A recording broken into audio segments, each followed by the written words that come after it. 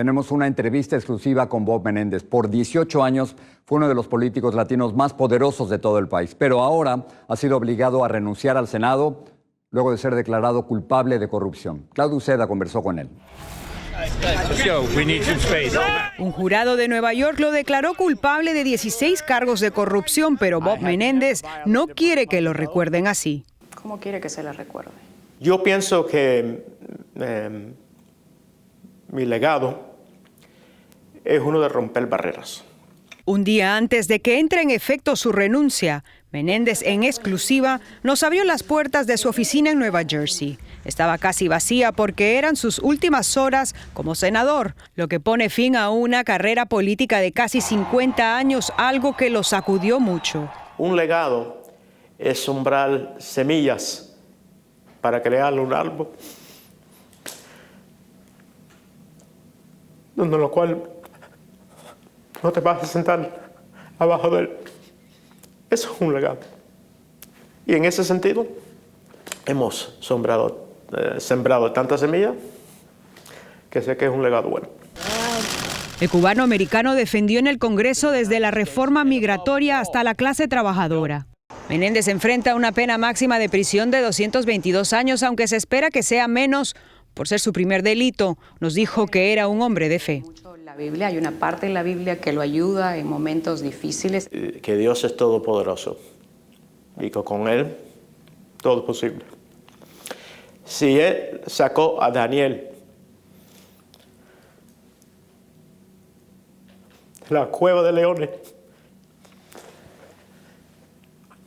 si partió el mar rojo para Moisés, si le dio a Sara un niño, todo es posible con él.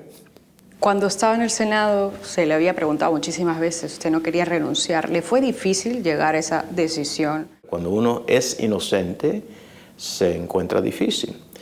Y cuando uno sabe, como yo sé, que muchas veces mi voz fue la única voz que se levantó, yo sé que no tener esa voz en favor de nuestra comunidad es una pérdida, pienso yo. ¿Qué le dice usted a la comunidad? Aquellos que están tristes a su partida y aquellos que están también decepcionados, ¿qué les dice? Los que están decepcionados esperan a la apelación, que van a ver que lo que hubo es una injusticia y una falta legal. A los que estarán tristes, simplemente recuerde que nuestra participación, nuestro poder, el poder del pueblo es su voto. El lunes apeló la decisión del jurado. Y si necesario, hasta la Corte Suprema de los Estados Unidos. Nosotros tratamos de conseguir este juicio en New Jersey. Menéndez ingresó a la política a los 20 años, avanzó de legislador local, estatal a federal, de la Cámara Baja al Senado. Allí lideró el Comité de Relaciones Exteriores. Cuando no había personas electas hispanos en nuestro estado, o muy poco, rompimos las puertas abiertas de oportunidad. Abogamos por la justicia para nuestra comunidad, justicia para inmigrantes. El excongresista Luis Gutiérrez fue su compinche legislativo.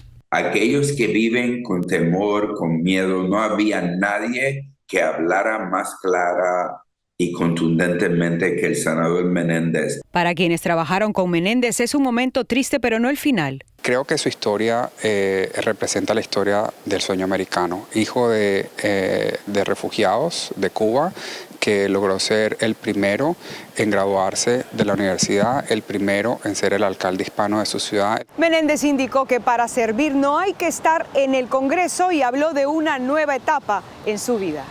Contempla ayudar a los jóvenes. De tutor o de enseñar las oportunidades que existen. Porque para Bob no estar en la mesa es estar en el menú, nos dijo. En Washington, Claudio Uceda, Univisión.